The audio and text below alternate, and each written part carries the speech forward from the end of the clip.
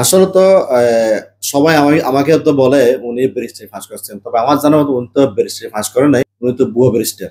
কথা হচ্ছে কি উনি যে ব্যারিস্টারি কোর্সটা গিয়েছিল লন্ডনে। যাওয়ার পর আমার মাঝ সময় বা ১ বছর ছিল। পরবর্তী উনার বাবা একদিন বলছে যে আমার ছেলে আমার নিয়ে চলে আসতেছি। উনি একটা নিকৃষ্ট ফ্যামিলি জড়িয়ে পড়ছে।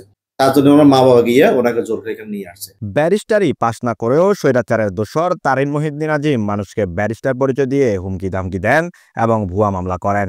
মামলা করা যেন তার নেশা। স্বৈরাচারী আওয়ামী লীগ সরকারের আমলে আহমদ হোসেন নামের এক ব্যবসায়ীর বিরুদ্ধে ২০টিরও বেশি ভুয়া মামলা করেন এবং তাকে গ্রেফতার করার জন্য প্রশাসনকে চাপ দেন এই তারিন। যাদেরকে আমি ভালোবাসে বা অনেক ওদের সম্পৃক্ত ছিলাম এর নাতি বা আরিমুদ্দিন গং। আর মধ্যে মুহিউদ্দিন আব্দুল ছেলে আসলে তো ও সুস্থ মানুষ না, প্রতিবন্ধী মানুষ। উনি আমার বিরুদ্ধে আরিমুদ্দিনের পক্ষ হয়ে বিভিন্ন মিথ্যা মামলা দিয়ে আমাকে হরাই করেছে আওয়ামী লীগ আমলে।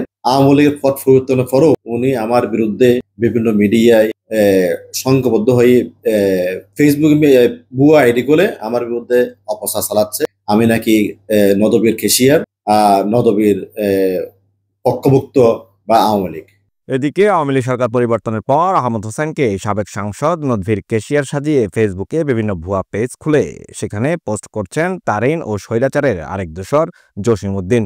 আহমদ হোসেন জানান, তারিন আওয়ামী লীগ নেতা আজিজের নাতি এবং সাংসদ নদভী জসিমের মাধ্যমে অনৈতিকভাবে তার কাছ থেকে ৭০ লাখ টাকা আদায় করেন।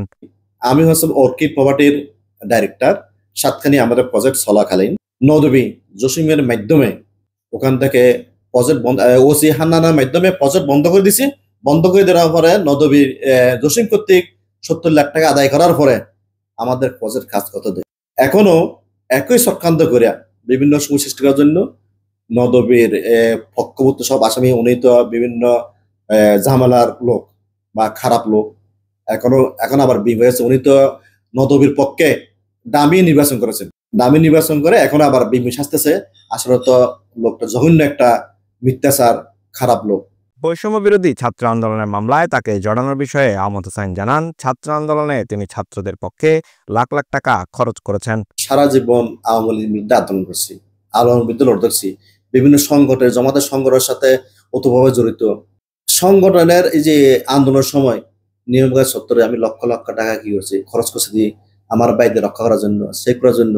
যখন ওই যে আমাদের মার্কেট সময় পুলিশ যখন দৌড়ায়, আমি আমার মার্কেটের দরজা খুলে দিয়ে সবাইকে সেভ করার জন্য ঢুকে ফেলছি। আমি কেমনি আওয়ামী লীগ হই? আমাকে হেনস্থা করার জন্য ওরা উঠে লেগেছে। বিশেষ করে ওই যে অটিজম যাকে বলে তারিম মহিউদ্দিন, তা অসুস্থ লোক। তাকে আমি এবছর ওনার বিয়ের জন্য যখন লোকজন আমাকে প্রশ্ন করতে আসছে, জানতে আসছে, আমি বলছি লোকটা ভালো বা খারাপ নামিয়ে দিতে পারে। কিন্তু অনেক মেয়ে দেখার পর চলে গেছে। পরবর্তীতে কেমনি কেমনি একটা বিয়ে করছে। এদিকে অনুসন্ধানে তারিন ও জসিমের নারী কেলেঙ্কারি সহ আরো অনেক অপকর্মের তথ্য আমাদের হাতে এসেছে, যা প্রকাশ করা হবে অনুসন্ধানে পরবর্তী পর্বে। আমার বিরুদ্ধে যারা ফেসবুকে বা মিথ্যা তথ্য দিয়ে অপমানজনক মান-সম্মান হানি করতেছেন, তাদেরকে আমি সতর্কতা চাচ্ছি।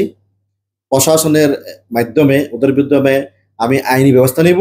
পরবর্তী যেন এরা কি এগুলো সবগুলা তথ্যগুলা জেনে শুনে যেন কি আমার সাথে যোগাযোগ না করে মিথ্যা তথ্য পরিবেশন করেছেন।